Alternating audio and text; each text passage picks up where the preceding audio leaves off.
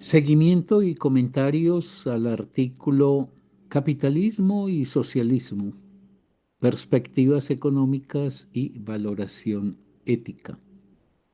Autor Ildefonso Camacho.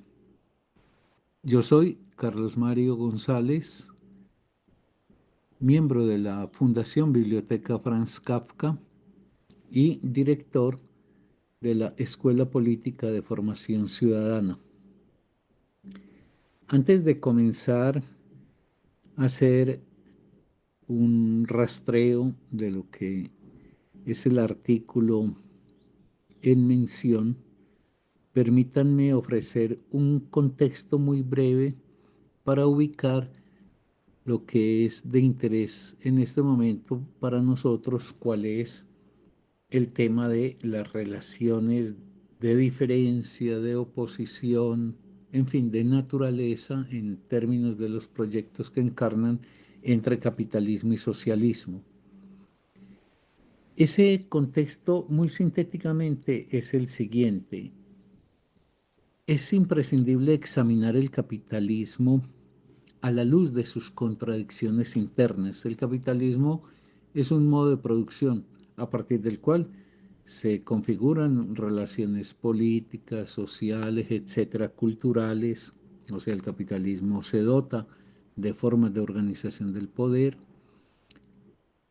hace un trámite a la conflictividad social, por ejemplo, de las clases, y genera una mentalidad, si se quiere decir una ideología, si se quiere decir una forma de cultura, que busca encontrar una legitimación entre todos los que están bajo la égida o bajo la configuración pues que tiene en ese momento la sociedad del capital. Entonces, plantearse un análisis que permita luego una comparación por contraste con el socialismo pasa por la necesidad de examinar el capitalismo, como decía, a la luz de sus contradicciones internas. Porque desde esas contradicciones internas, por ejemplo, en el orden económico, se puede precisar cuál es la viabilidad o no del capitalismo y si él se inscribe como cualquier acto humano en la historia o si como lo pretenden, él sería el fin de la historia.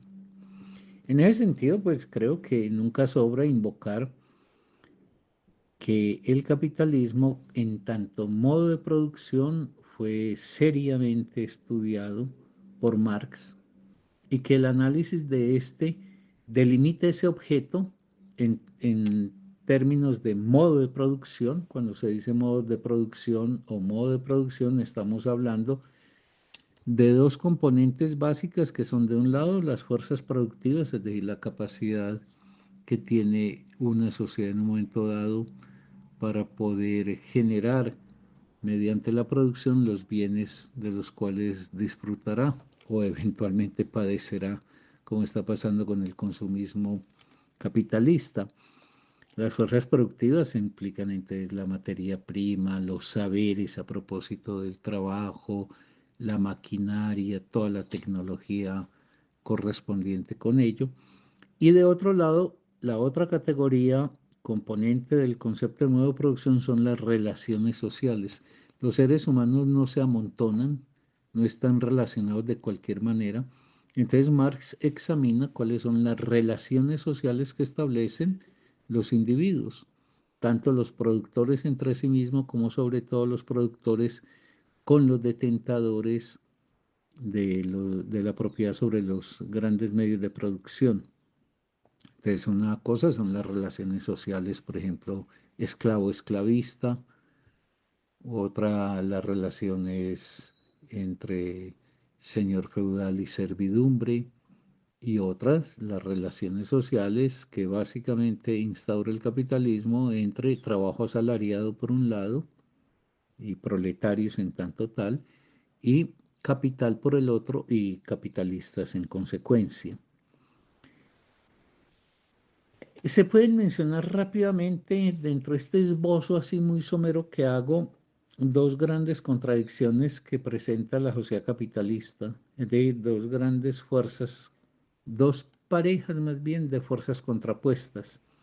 De un lado, que el capitalismo, como ninguna otra sociedad en la historia, ha alcanzado el carácter social de la producción, es decir, hoy la producción está articulada, hay un gran todo que está compuesto de muchas piezas individualizables, pero al mismo tiempo conectadas. Entonces hay un carácter social de la producción, pero ese carácter social de la producción, ese que realizan, por ejemplo, todos los trabajadores del mundo que producen los bienes de los cuales podemos hacer uso, ese carácter social de la producción entra en contradicción flagrante con el carácter privado de la distribución.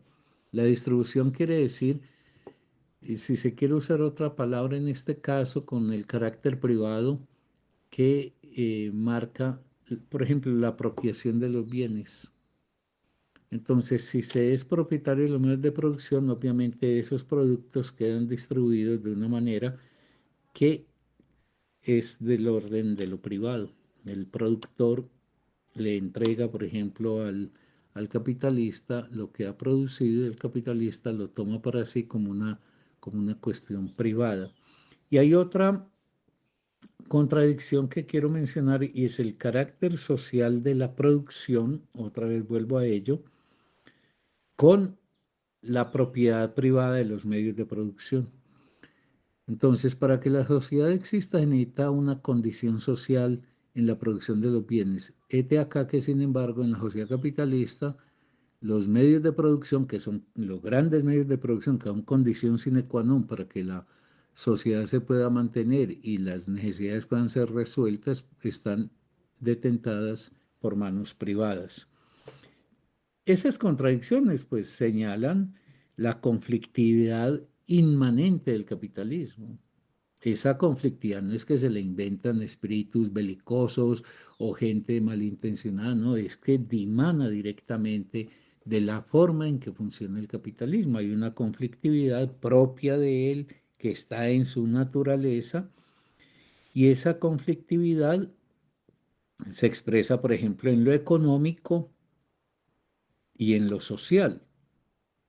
En lo económico, por ejemplo, entre trabajadores y empresarios, o si se quieren las palabras más precisas, entre proletarios y burgueses.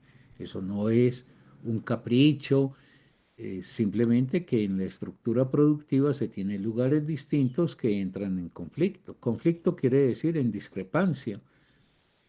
Entonces los intereses de los proletarios no son los intereses de los capitalistas. Eso está ejemplificado cuando en un en una huelga, los obreros reivindican un salario que el capitalista resiste porque si hay concesiones salariales, pues eso mengua los beneficios suyos. Esa contradicción, eso que llamará Marx la lucha de clases, no es algo que se lo inventa él o que tiene que ver con, no sé, con la actitud particular de alguien, sino que, reitero, eso surge por sí mismo de la estructura de funcionamiento del capitalismo. Y por eso en ese conflicto del orden económico, por ejemplo, entre los proletarios y los capitalistas, ese conflicto nace de que la sociedad del capital es una sociedad basada sobre la explotación. Eso lo ha estudiado Marx para perfilar cuál es el tipo de producción y de dónde viene, perdón, cuál es el tipo de explotación y de dónde viene la posibilidad de esa explotación en la sociedad del capital, y eso es lo que Marx ha llamado plusvalía. Pero hay también una conflictividad en lo social, que está expresada precisamente, como mencioné ahorita, pues entre dos factores contrapuestos en el orden económico, pero que cobran manifestación pues en lo social, por ejemplo, manifestación partidista, ideológica, etcétera, que son pues los proletarios y los burgueses, lo cual configura un escenario caracterizado pues por la lucha de clases. Frente a ese modelo que ofrece la sociedad capitalista, pues desde el siglo XIX se ha perfilado la opción por un modelo de sociedad totalmente distinto que sería el socialismo, para que la producción social se corresponda con una distribución social. La producción social de los bienes se corresponda con una distribución social de los bienes y para que la eliminación de la plusvalía represente la abolición de la explotación y de cualquier tipo de explotación. Eso quería ofrecerlo pues como un breve contexto para proceder ahora a hacer el seguimiento de las formulaciones que nos hace Ildefonso Camacho y intercalar ahí algunos comentarios de mi propio peculio. Ildefonso Camacho abre su artículo señalándonos un camino que él titula Simplicidad de la teoría. Cuando uno dice capitalismo, socialismo, esos términos de inmediato, basta enunciarlos, producen adherencias o rechazos, generalmente de orden afectivo y emocional. No es menester que la gente sepa teóricamente qué es el capitalismo o teóricamente qué es el socialismo, sino que ya hay unas representaciones ideológicas que sin necesidad de hacer procesos racionales y argumentativos posicionan a la gente desde su sensibilidad y su emoción a favor o en contra de una de estas propuestas. Por eso, como en tantas cosas de la vida humana, no se trata de desconocer la dimensión afectiva del ser humano, sino de integrar lo afectivo a esa otra dimensión infaltable y necesaria para el ser humano que llama la razón y particularmente el ejercicio de la razón que llamamos racionalidad. Cuando yo digo que al hablar de capitalismo y socialismo, uno encuentra que buena parte de la población no tiene elementos claros en torno a estos dos conceptos o estas dos categorías y en torno a lo que nombran, sino que reaccionan afectiva y emocionalmente, es decir, en una identificación imaginaria con el uno y una contraidentificación con el otro. Lo que quiero decir con eso es que no hay un fundamento racional y explicativo las más de las veces en la gente. Pero que eso está señalando que independiente de que se carezca de un piso racional para decir adhiero esto y rechazo aquello, esa posición afectiva y emocional significa que no hay neutralidad y por ende tampoco indiferencia. Más allá de que la persona diga, no, a mí no me interesa la política, si uno dice, hombre, vos estarías de acuerdo con que el capitalismo feneciera, terminara y hubiera una alternativa socialista. Ahí entra en juego lo emotivo y lo emotivo permitirá que el que sea declarado apolítico diga, no, no, cómo así que socialismo? No. O a la inversa, no, claro, ojalá.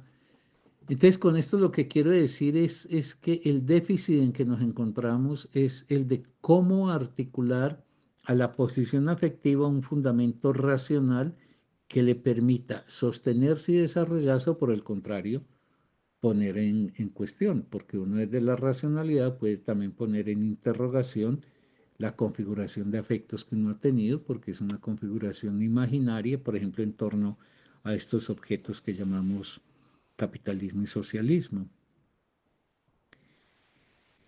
Ahora, en el capitalismo uno puede encontrar gente que busca reformas, incluso gente que está bien intencionada porque quisiera que las cosas fueran más bondadosas, que no fuera tan implacable esta sociedad capitalista con algunos sectores y tan favorable a otros. Hay gente que quiere reformas y en general quienes piensan que el capitalismo es mejorable, cosa que desde la perspectiva de Marx no se puede plantear así, porque la lógica del capitalismo es una lógica que conduce inevitablemente a formas de concentración económica, concentración de poder, monopolios, etcétera. Pero en general los defensores del capitalismo posan sus pies sobre un terreno que es el del individuo y el de las libertades concomitantes a la categoría de individuo. Yo en otro de estos audios planteé que la categoría de individuo nos interesa también a los socialistas, tanto o incluso más que a los mismos capitalistas, pues a los mismos adherentes a la visión capitalista de la sociedad, y que la categoría de individuo, que quiere decir la configuración de una identidad que permite que uno se separe del colectivo y pueda forjar con criterio propio una postura y pueda defender un rumbo para la propia vida, es decir, todo lo que nos hace ser no como un efecto de masa, sino como aquello que está marcado por una historia personal y esa historia personal traza unos anhelos, unos deseos, etcétera.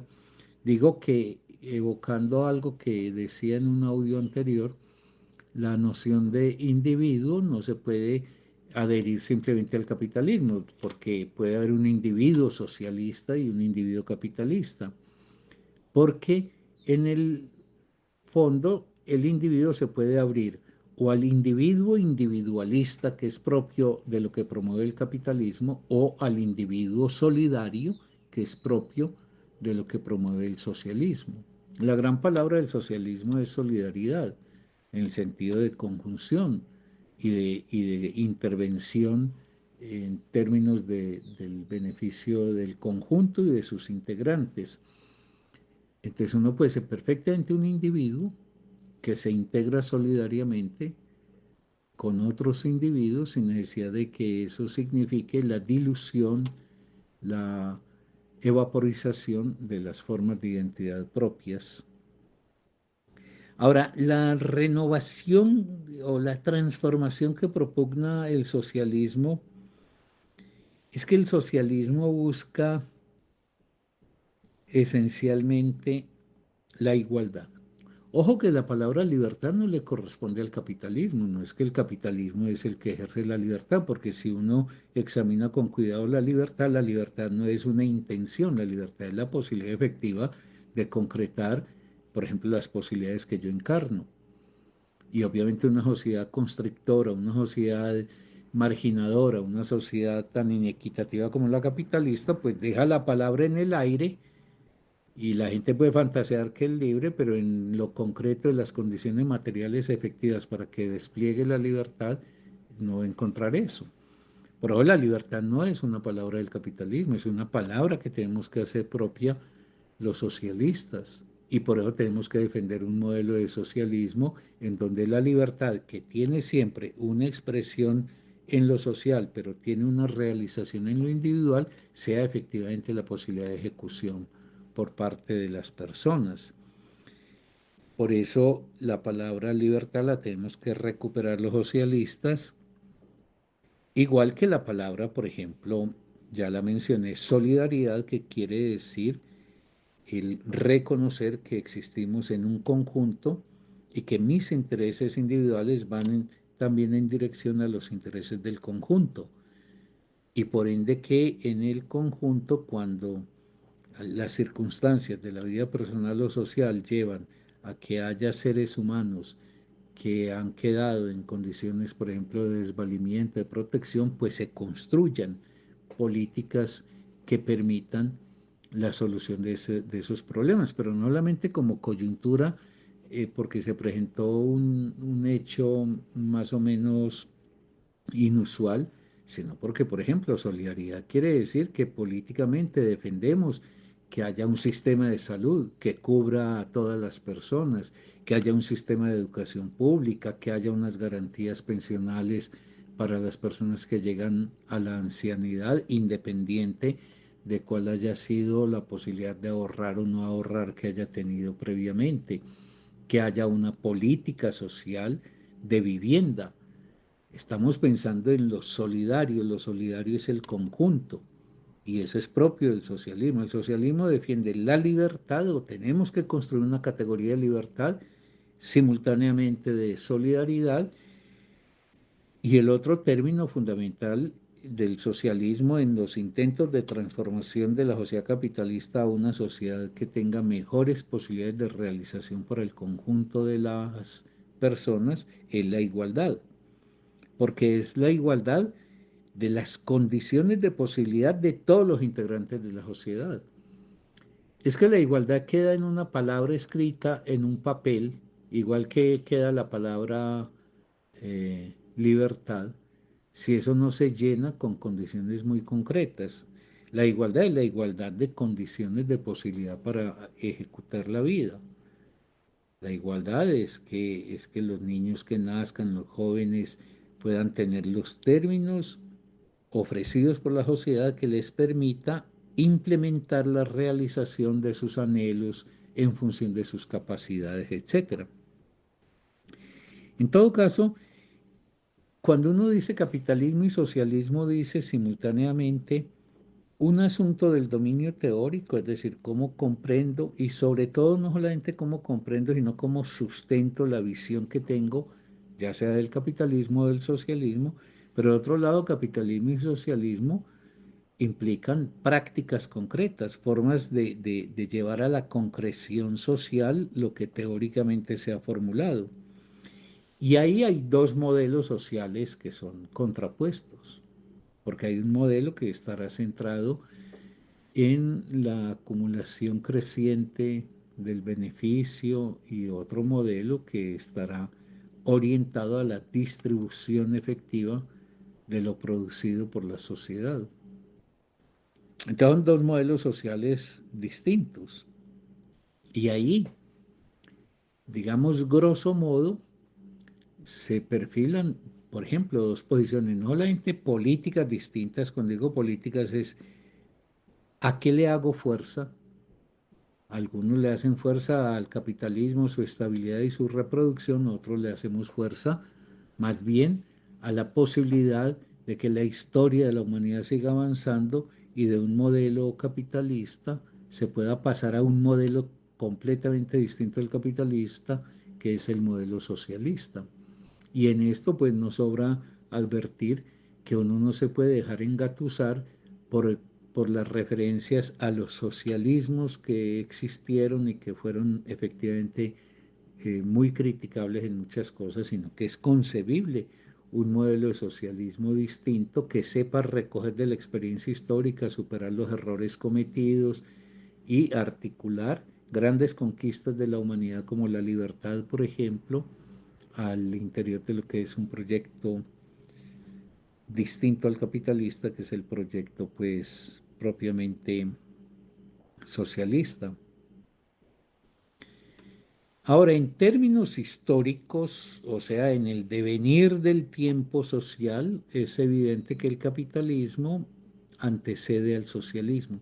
Hubo fantasías, siempre hubo fantasías de un escritor en su escritorio, concibiendo un mundo imaginario de seres iguales, etcétera. Pero el socialismo como posibilidad efectiva solamente surge cuando ha madurado el capitalismo. En eso Marx es muy claro en el Capital, en el texto. El socialismo nace como una opción alternativa a las contradicciones, a las limitaciones, a las deformaciones que le impone el capitalismo al grueso de la sociedad.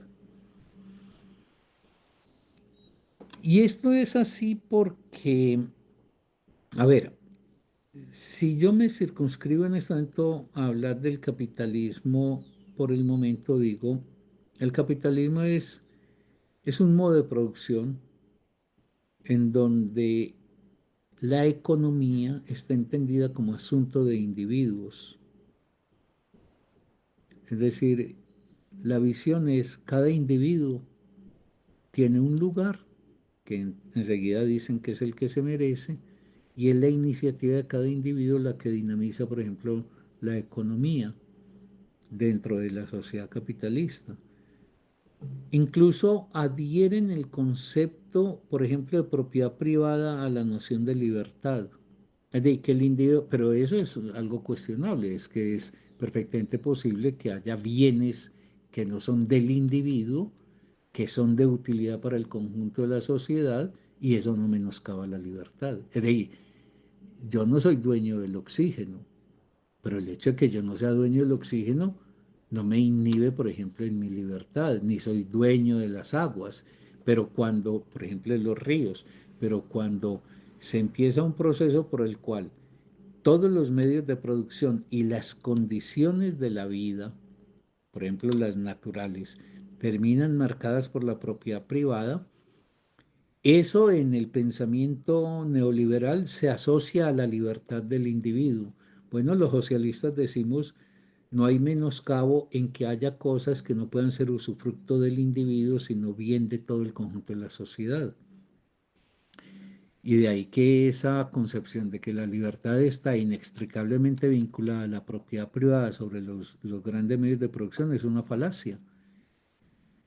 El hecho de que yo no sea dueño, por ejemplo, de empresas públicas, no sea un dueño privado de lo que realiza empresas públicas de Medellín, no me está conculcando a mí mi libertad. Al contrario, mi libertad se ejerce mejor cuando de forma racional las condiciones fundamentales de la vida están provistas y garantizadas para que no se destinen únicamente a minorías, sino al conjunto de la sociedad.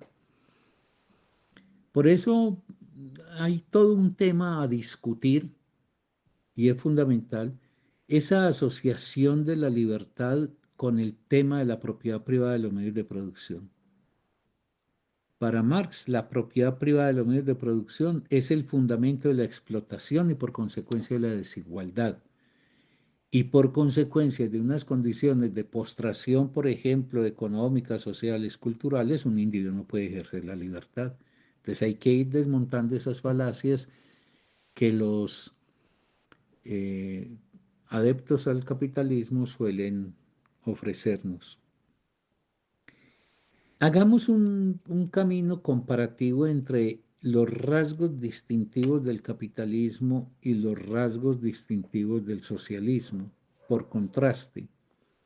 El primero y más evidente es que el capitalismo instaura la propiedad privada sobre los medios de producción. Debo otra vez volver a algo que mencionaba en un audio anterior. Propiedad privada sobre los grandes medios de producción, no la propiedad que yo tengo sobre los bienes, por ejemplo, de mi vida cotidiana. Que yo tengo este reloj y ese reloj, si tengo una necesidad, voy y lo vendo. ¿Qué hago con él? Lo que yo decida. Lo que pasa es que de este reloj no depende la vida de otros seres humanos. Si la ropa que uso, si los bienes en la cocina para eh, la, la realización de mis necesidades, por ejemplo, alimenticia, etcétera. Es decir, la casa en que vivo, si eso es mío, eso no es lo que está cuestionando el socialismo, no es esa propiedad. Es que ideológicamente los defensores del mundo burgués para introducir pánico y una mala concepción en la gente de lo que es el socialismo, dicen, no, pues es que el socialismo es que ya uno no tendrá casa, ni uno tendrá ninguna posesión propia. No, y en eso hay que decirlo tajantemente, todo lo que está en el ámbito de la vida personal que atiende a las necesidades y formas de satisfacción que el individuo ha construido, eso le será literalmente respetado. Incluso en el orden económico eh, y sobre todo en las formas de transición hacia la realización del socialismo, pues todo aquello que se mueve en el orden de los pequeños productores, pues de las pequeñas empresas de producción, etcétera, eso no es lo que el socialismo, sobre todo en su primera etapa, tocará. Lo que toca es los grandes medios de producción. Es que la tierra no puede ser un asunto solamente de una minoría. Es que no hay nada que justifique que en Colombia, para volver a un dato que en otra oportunidad mencionaba, el 50% de la mejor tierra del país esté en manos del 1,5% de la población. Eso es irracional. Irracional en términos de que esa tierra debería estar mejor distribuida para que puedan vivir los 7 millones de campesinos que fueron, por ejemplo, desplazados, etcétera. Pero así, porque alguien es el dueño de los medios de producción que proveen, por ejemplo, la electricidad a toda la población en un siglo donde la electricidad es imprescindible. Y así podría seguir yo ejemplificando con otros objetos que son fundamentales para la existencia del conjunto de la sociedad y que debería ser la sociedad a través de sus formas de representación en el poder las que detentaran el control, la planeación y la dirección de esos grandes medios de producción. Porque además lo que hacen los grandes burgueses con la propiedad sobre los medios de producción básicos y neurálgicos es que cuando un determinado orden político no está favoreciendo sus intereses, ellos pueden hacer un sabotaje, como por ejemplo paralizando la producción que se realiza a través de esos medios que poseen. Eso pues ha sido una constante para bloquear y colapsar incluso una sociedad. Un ejemplo a la mano pues fue el Chile de Allende, pero eso pues se repite permanentemente.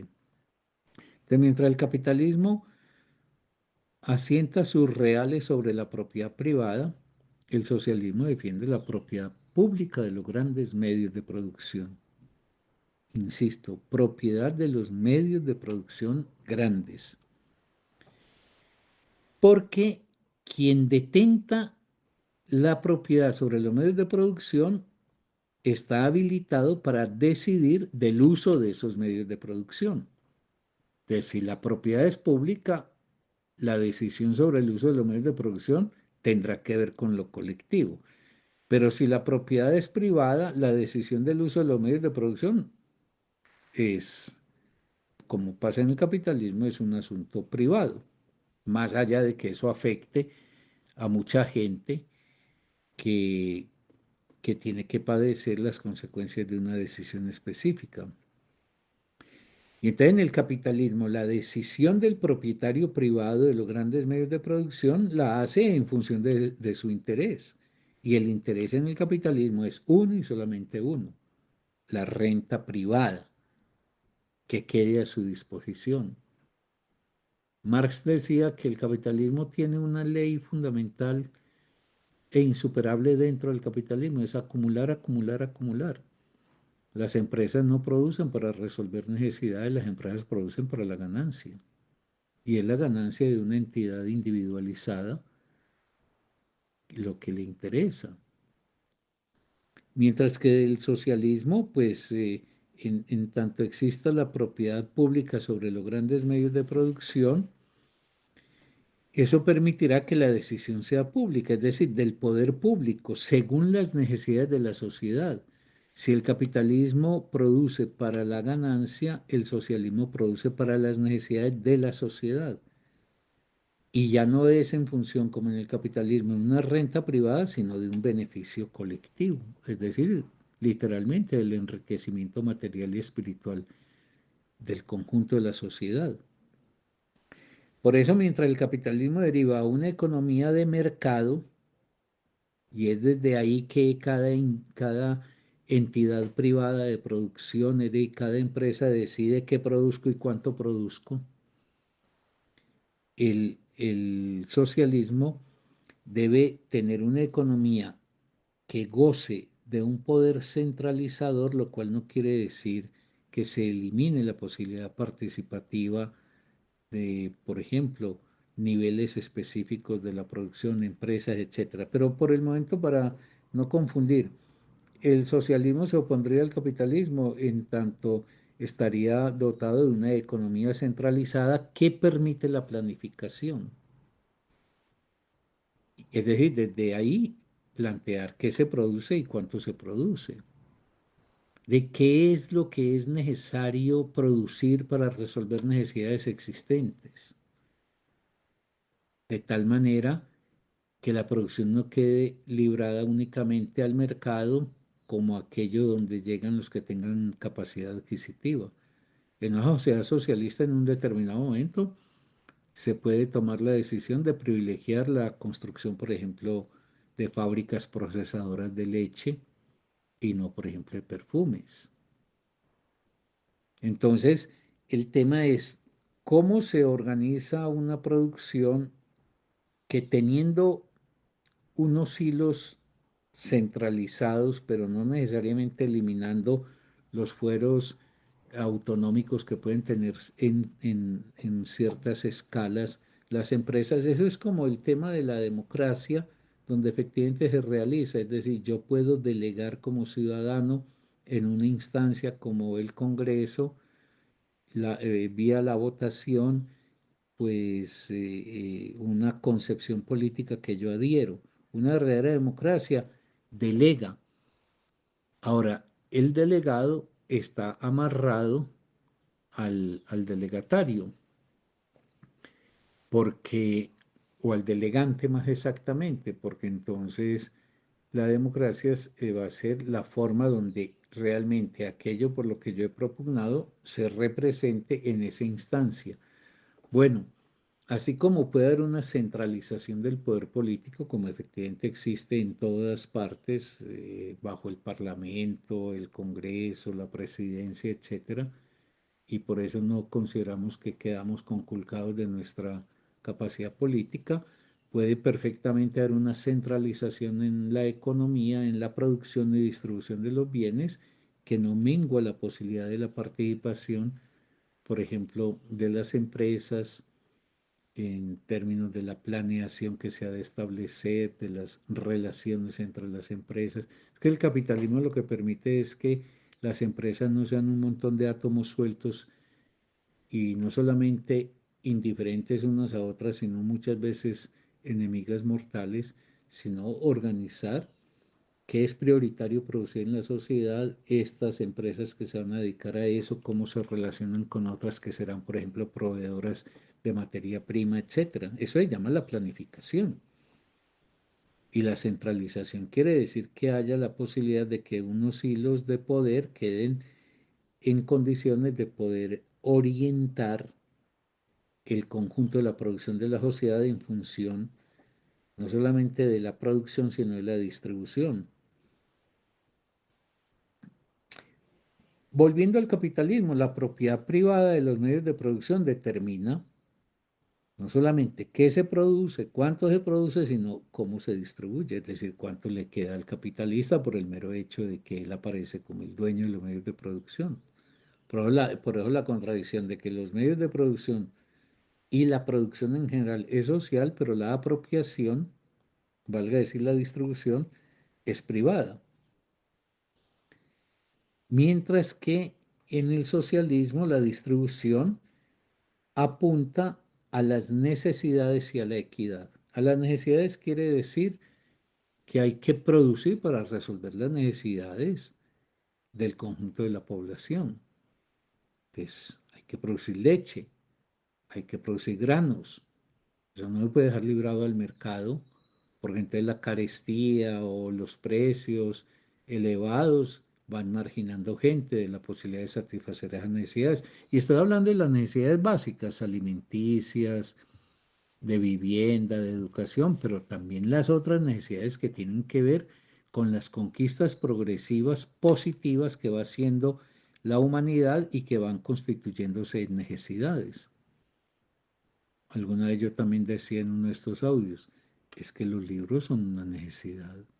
Tener una biblioteca, tener una buena discoteca, tener tiempo liberado del trabajo para poder dedicarme a construir, por ejemplo, una buena amistad, un buen amor, una buena sociabilidad con mis vecinos, etcétera.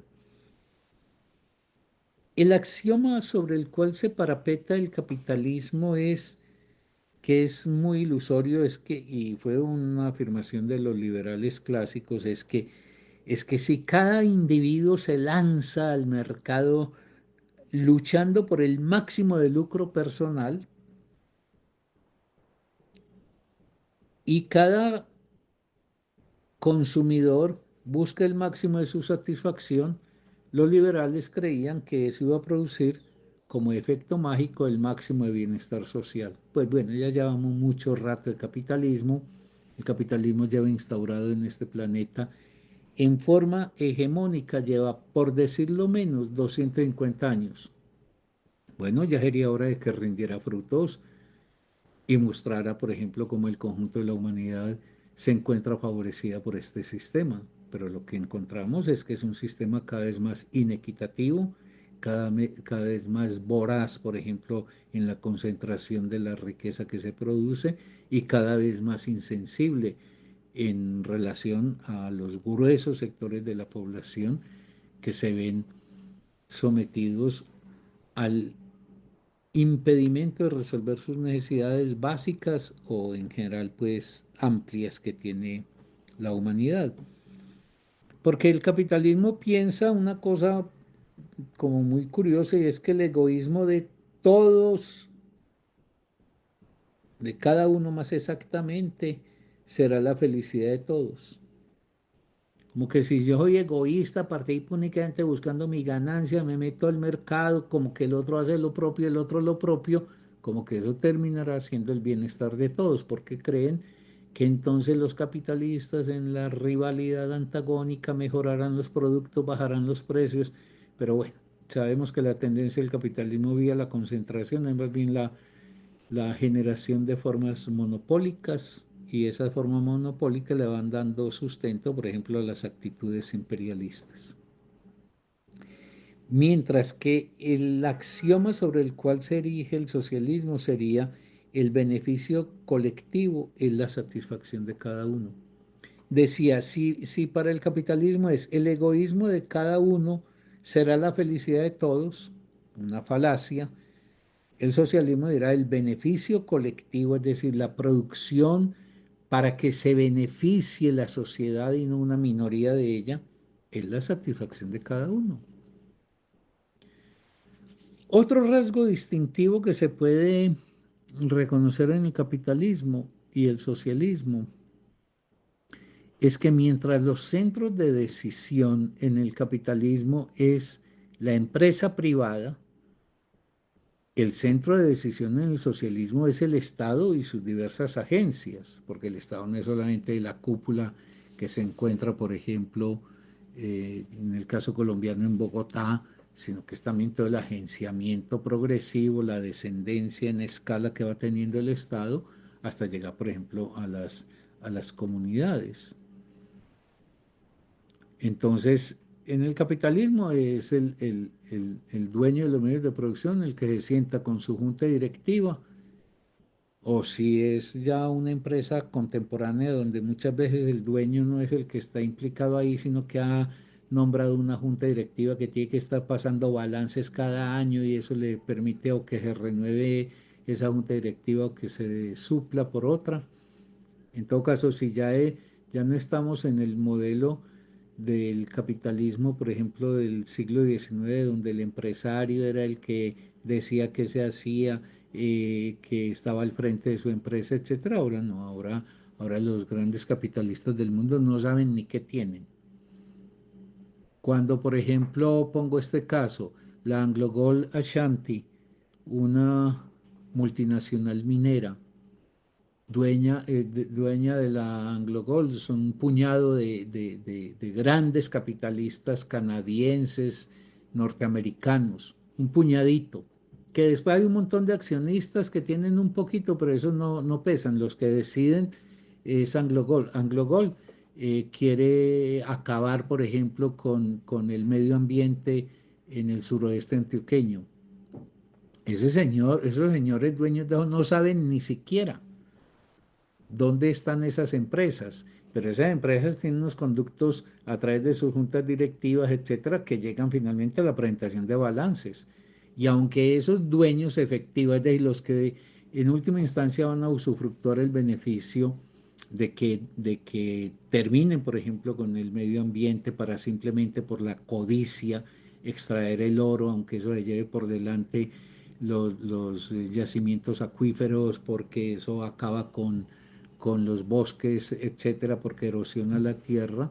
A ese señor que no le interesa nada y que está por allá y que simplemente por ser uno de los más grandes accionistas va a percibir un beneficio. Ese señor ya ni siquiera eh, es que va a volver esos beneficios una forma de consumo ostentoso, lujoso. Sí, va a tener lujos y todo, pero buena parte de la ganancia, entre otras porque ya no la necesita, es reinvertible en la propia empresa a efecto de que siga en las lógicas de la competitividad con las demás.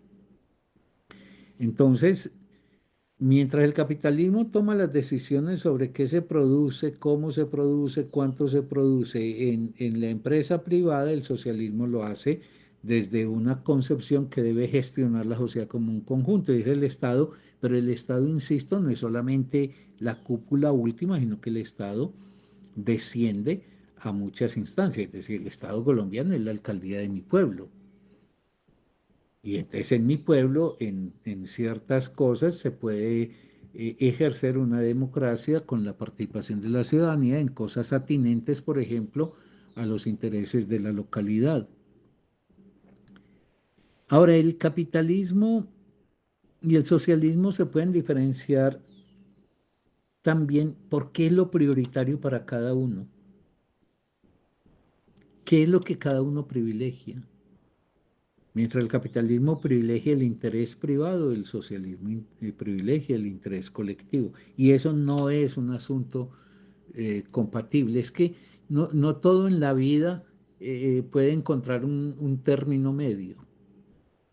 En la vida hay o esto, o este modo de producción se dedica a la rentabilización privada y la acumulación creciente, o este modo de producción, perdón, se dedica a generar una riqueza que se retribuirá al conjunto de la sociedad. Ahí no hay pues término medio. Es una imposibilidad estructural, es que el socialismo y el capitalismo obedecen a leyes inmanentes muy distintas y que se contraponen. Y otra cosa es discutir esos hipotéticos acercamientos capitalismo-socialismo, que más adelante haré una mención sobre ello. Por otro lado, la propiedad de los medios de producción. Puede haber, sobre todo en fases transicionales, en el socialismo algunas empresas privadas, pero eso no quiere decir capitalismo, porque es que lo que define a una sociedad como socialista o capitalista es la lógica dominante de la sociedad. Entonces, que exista, por ejemplo, empresas privadas, pequeñas empresas privadas, no quiere decir que entonces esa sociedad es per se capitalista, porque lo que importa es entender cuál es la lógica que rige el conjunto de la sociedad. Y si esa lógica señala, por ejemplo, que los grandes medios de producción no pueden estar en manos de individuos privados y hay una planificación por parte del Estado, estamos en una sociedad socialista. Igual que a la inversa, en el capitalismo puede haber empresas públicas. Por ejemplo, en el capitalismo en Colombia hay una empresa pública como Empresas Públicas de Medellín. Pero eso no quiere decir que esto es una mezcla de capitalismo y socialismo. Es que el socialismo no es solamente la declaratoria de propiedad pública, sino la forma de gestionarlo, la participación de la gente, el trazo de la planeación, etcétera, etcétera. Entonces, en el conjunto de la sociedad, es claro que hay sociedades socialistas que en su transición tienen eventualmente pequeñas empresas todavía participando, pequeños propietarios privados de la tierra, por ejemplo, campesinos, etcétera, pero eso no define que esa es una sociedad capitalista, sino que es una sociedad socialista con algunos elementos que se incorporan a efecto de facilitar procesos, etcétera, y que puede ser durante un tiempo específico. Igual que el hecho de que en el capitalismo haya algunas empresas públicas, eso no hace, es decir, es que lo público en el sentido de lo estatal no define el socialismo. Insisto, lo que importa es la lógica del conjunto, porque no es lo privado a secas lo que determina el capitalismo, ni lo estatal a secas lo que determina el socialismo. Es cómo funciona el conjunto, bajo qué principios, por qué razones es así y no así. Por otra parte, hay un tema fundamental en la sociedad y que tiene que ver, por ejemplo, en la sociedad socialista, con la posibilidad que tiene esta de establecer una racionalidad económica basada en las necesidades. Por ejemplo, bajo la forma de planificación macroeconómica. A ver, en lo macroeconómico entonces se puede perfilar cuáles son las necesidades fundamentales que hay. Hombre, que falta el agua en La Guajira, que falta la leche en las comunidades indígenas del Cauca. Bueno, una cosa es una sociedad que puede planificar y decir, mire, las necesidades fundamentales que hay que atender y resolver son estas. Y por ende a ellas tenemos que asignarle una capacidad de fuerzas productivas suficiente. Y eso no va a ser para la producción del beneficio, sino para la satisfacción de esas necesidades. Que incluso aunque la gente no tenga en un comienzo, como por ejemplo, reconocer un pago por un pago moderado, sensato, por ejemplo, por la prestación de ese servicio, la economía planificada puede traer recursos de otra parte para poder resolver los temas de este. Eso es una racionalidad económica basada en las necesidades. En cambio, los capitalistas, la racionalidad que aplican no es para las necesidades, sino para la ganancia. Incluso por eso es que los capitalistas necesitan, eso lo decía Marx, necesitan tener un gobierno, porque si se libran a la codicia personal, se entregan a muerte en la lucha en el mercado y pierden de vista, Marx decía, el gobierno de la burguesía es la garantía de que la burguesía pueda pervivir a mediano plazo y no que la voracidad y la codicia inmediata termine por desestructurar hasta la misma forma de funcionamiento que les permite su riqueza. Por eso es que los capitalistas necesitan el Estado. Ellos buscan minimizarlo, pero saben que es indefectible, que tienen que tener un Estado que regule, por ejemplo, las importaciones y las exportaciones, los capitales foráneos, etcétera. ¿Por qué? Los capitalistas necesitan de su gobierno para que su ambición inmediata, como acabo de decir, no colapse el propio sistema. De otra parte, otra diferencia fundamental que hay que señalar entre el capitalismo y el socialismo es la distribución del producto social.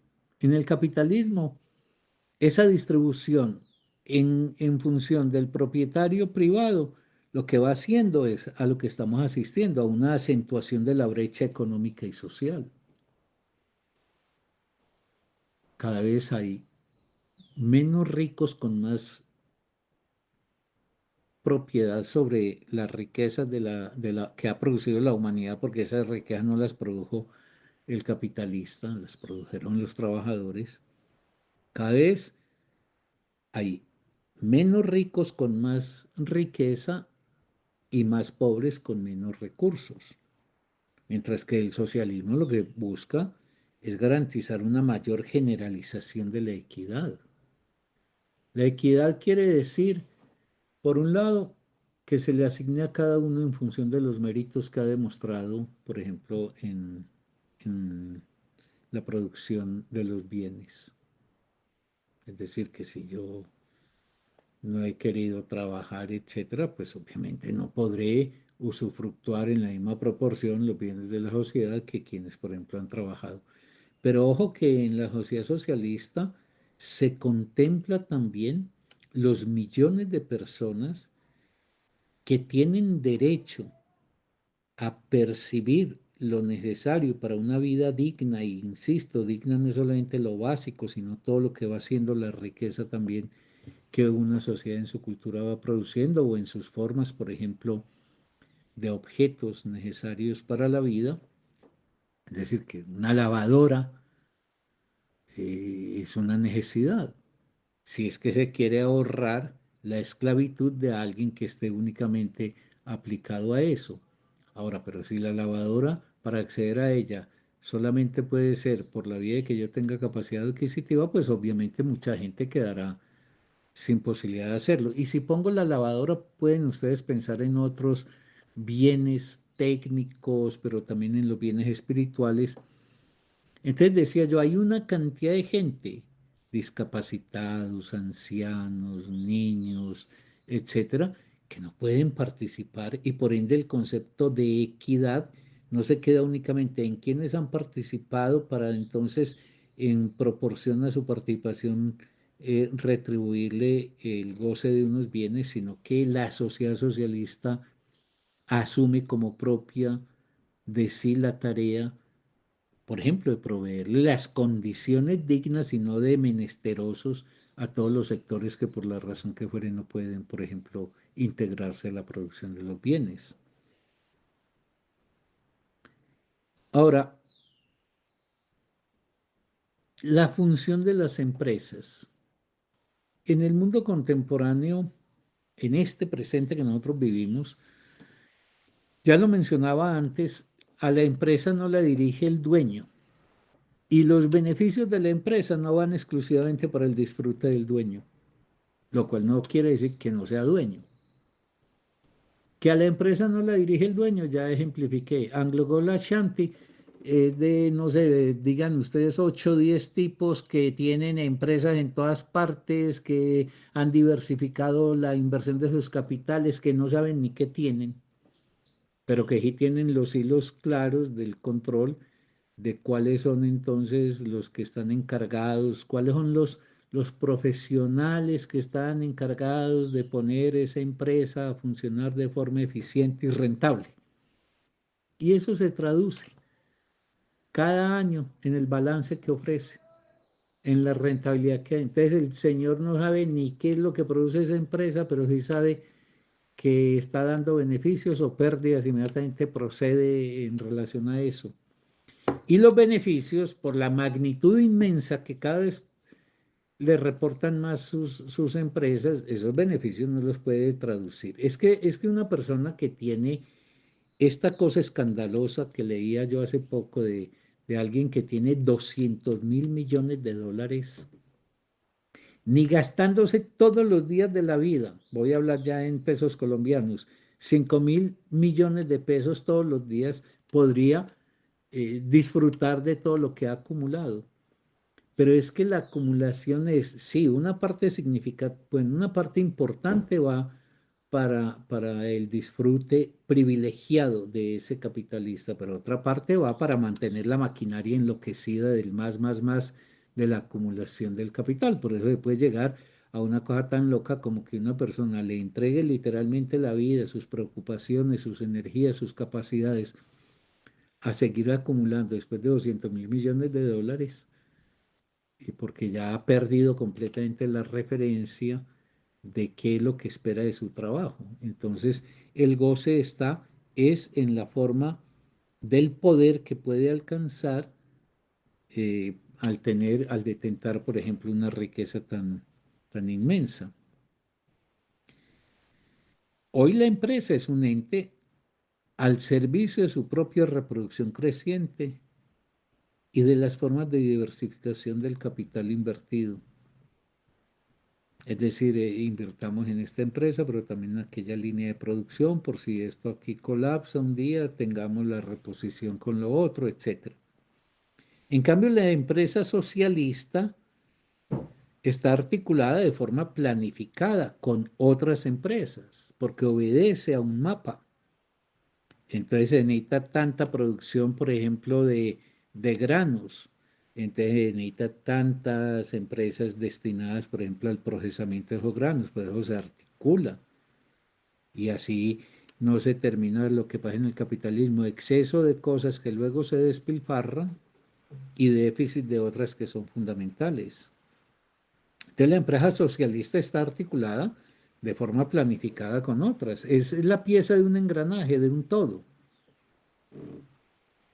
Y hay un falso principio con el cual viven asustando, que es que el ser humano está hecho de una madera egoísta por excelencia y que si no es por el lucro personal, la gente se entrega a la apatía y a la displicencia. Eso es una falacia.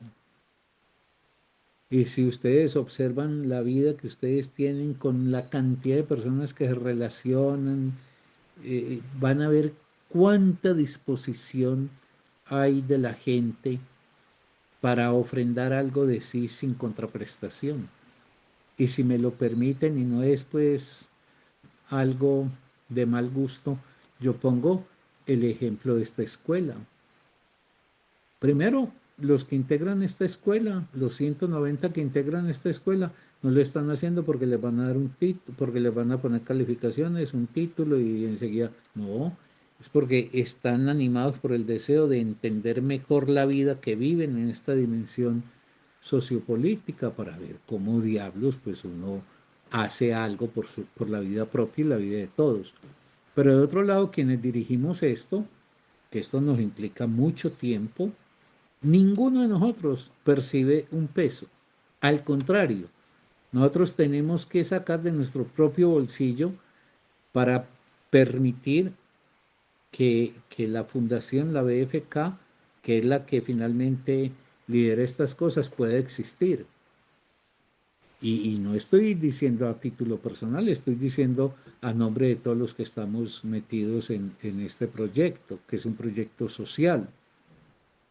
Yo no veo a ninguno de mis compañeros o compañeras diciendo, no, lo que pasa es que como a mí no me retribuye económicamente la BFK, me importa un carajo, y entonces esto que se lo lleve el que lo trajo. No, es que hay que hacer una discusión y por eso sería muy importante hacer una atadura en algún momento de esto, por ejemplo, con lo que nos ha ayudado a esclarecer el psicoanálisis. Es una falacia que el ser humano sea un ser que solamente se mueve por el interés propio.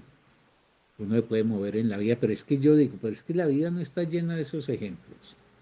Uno no ve a una madre sacrificando lo mejor de sí en aras, por ejemplo, de un hijo enfermo o simplemente hasta del levantamiento de los hijos y a los padres. No, es que la humanidad está hecha de maneras muy disímiles y en la cultura es posible que los intereses personales sean unos intereses acotados de forma moderada al cumplimiento, como lo diría Kafka, de alcanzar lo que es necesario para el usufructo de la vida que uno ha logrado configurar como ideal. Kafka decía, no es ético ganar más de lo que se necesita.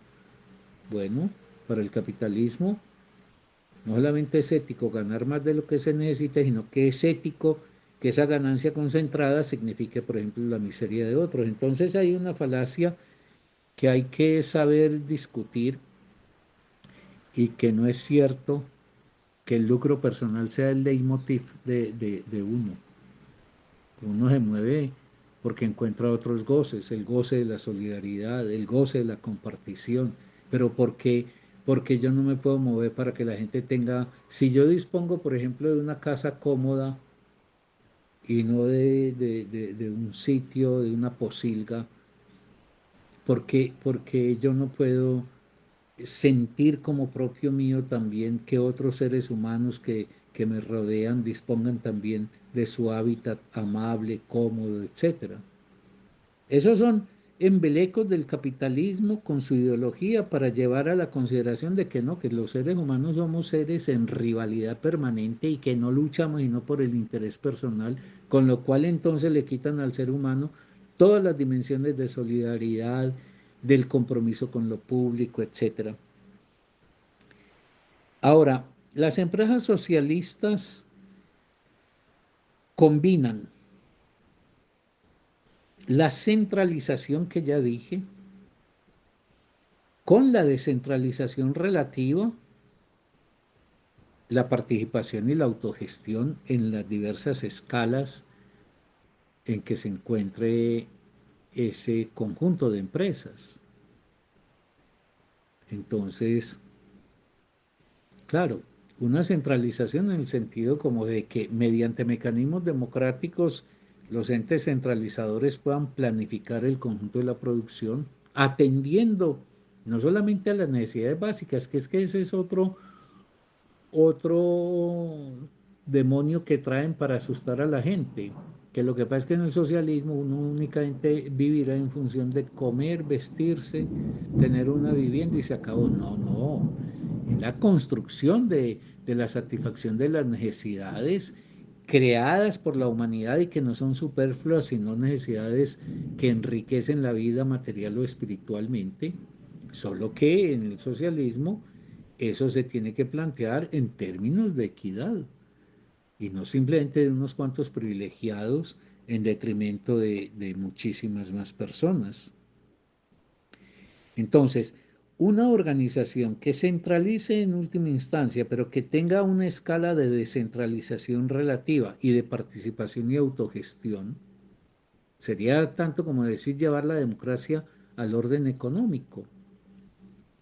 Eso permitiría una eficacia económica de la empresa en la sociedad socialista, mientras que la empresa capitalista, sí.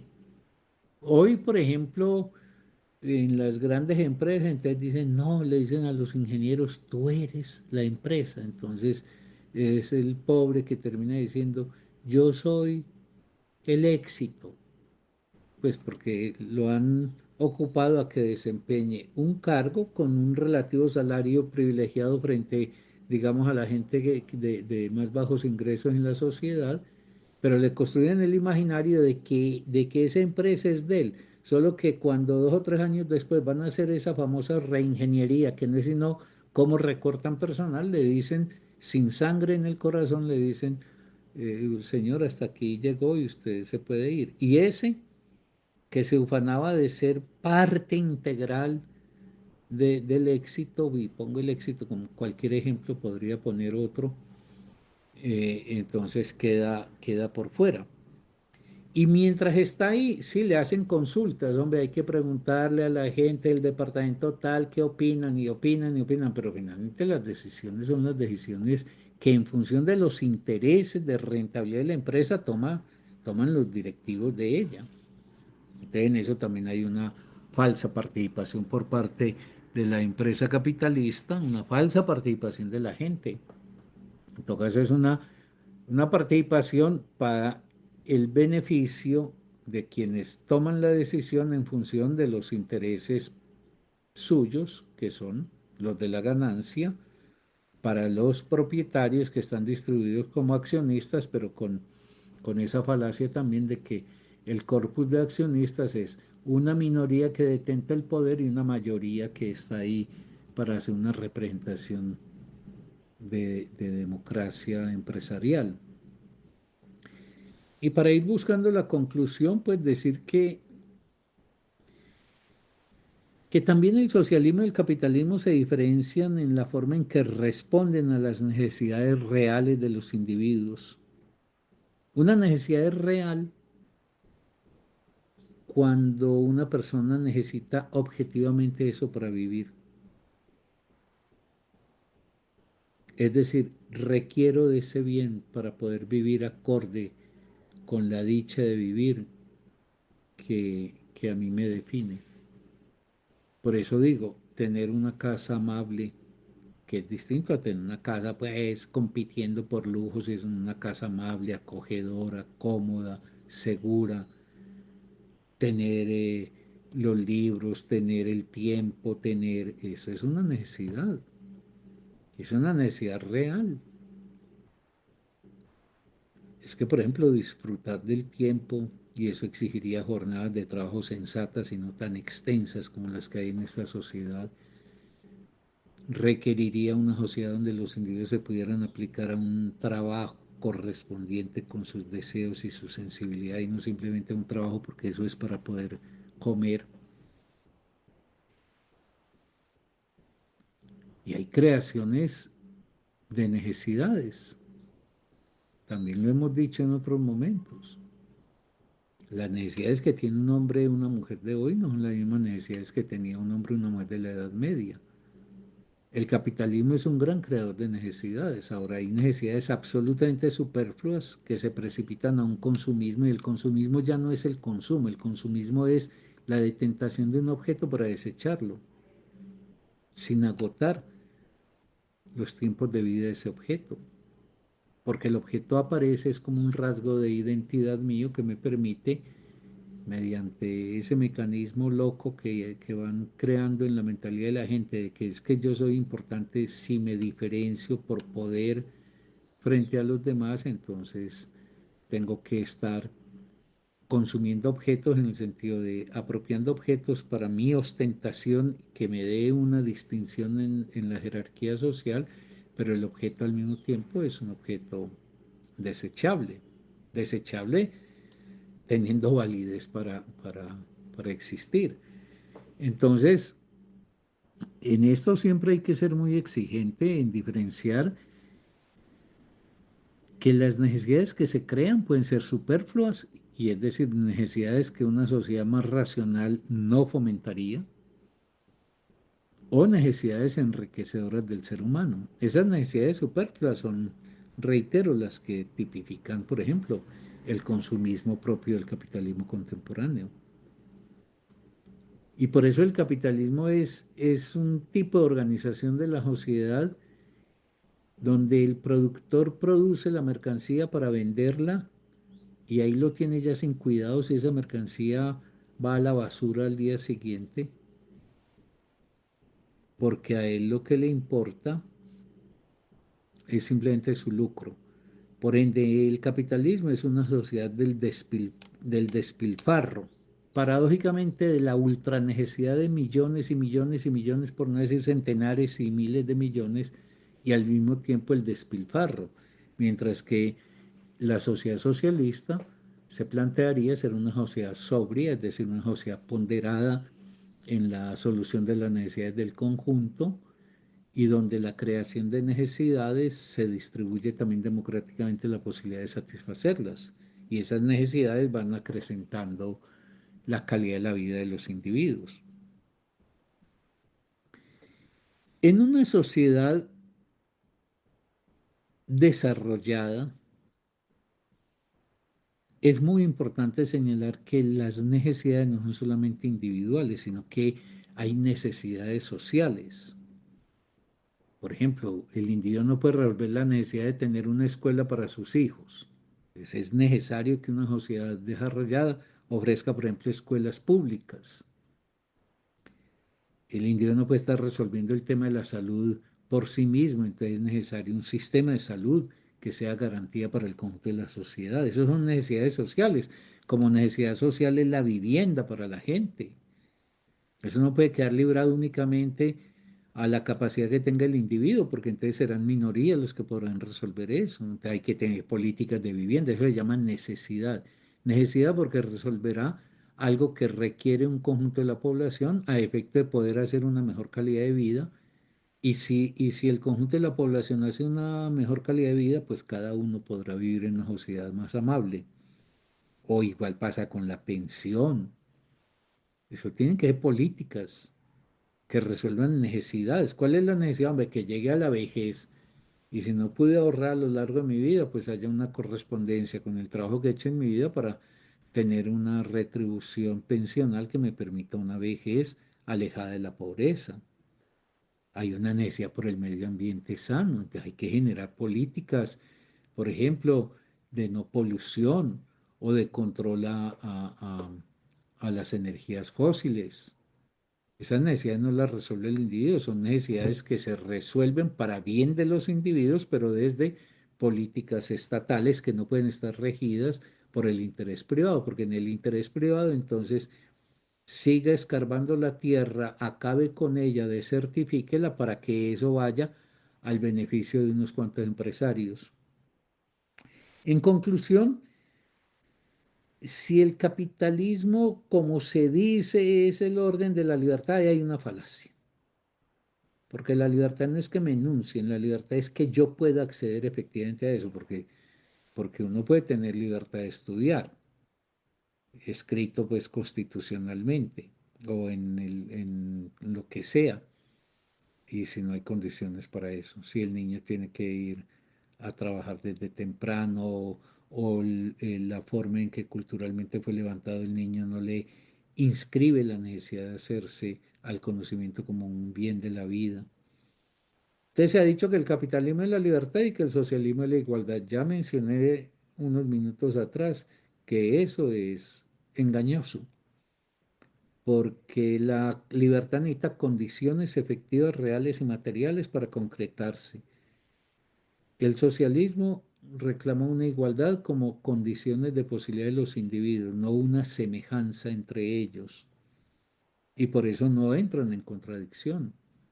El socialismo tiene que ser para el ejercicio de la libertad concreta, real y efectiva, para la igualdad en términos de las condiciones materiales para que los individuos puedan desplegar su existencia sobre bases efectivamente provistas, y la solidaridad como aquello que nos conjunta a efecto de también saber luchar por intereses que están más allá de los intereses personales de uno. En fin, yo concluiría diciendo que el ser humano es el ser al que para que algo le sea posible es necesario que no todo le sea posible. Esto lo digo porque el concepto de libertad, si se organiza y se fundamenta, la libertad no está negada por el hecho de que yo tenga restricciones. Que una sociedad, por ejemplo, estipule que no puede ser posible que en unas pocas manos se concentre la tierra, no quiere decir que se está conculcando la libertad. Es decir, es que hay cosas que no pueden ser posibles para uno para que sean posibles para todos. Y entonces hay que redefinir el sentido de la libertad. Y en ese sentido, el lugar de la ley, que muchas veces he mencionado, que la ley es imprescindible para la existencia del conjunto social, que lo que hay que discutir son leyes injustas. Es muy injusta una ley que permite que una minoría sea la propietaria de la tierra y una mayoría tenga que padecer las afugias de las necesidades sin solución, porque es que no tiene cómo hacerse, por ejemplo, a recursos para su trabajo. En fin, eso yo lo remataría diciendo que, estrictamente hablando, esa palabra tan bella de libertad hay que saberla definir, igual que la palabra de igualdad, igual que la palabra solidaridad, y que así como en la igualdad es necesario tener condiciones de partida iguales para poder construir vidas diferentes, así como la solidaridad es la construcción de seres humanos que le dan lugar a los intereses propios, pero saben reconocer también los intereses de sus semejantes. Es de que la vida no me importa únicamente de mi piel para adentro, sino que la vida me importa en relación a los demás.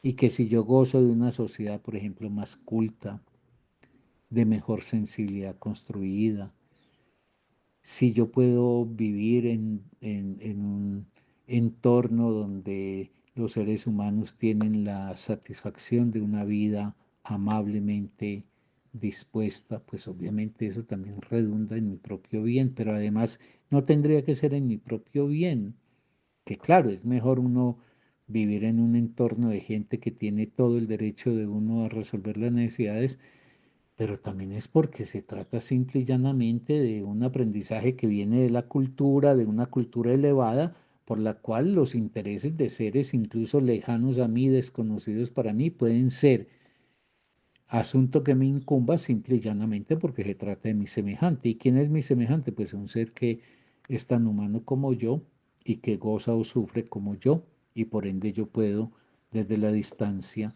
hacerme eco de la lucha de los intereses de esa persona. Y finalmente, que ninguna libertad se debe entender como un individuo que está abierto a lo absoluto, sino que toda libertad es también un efecto del orden social.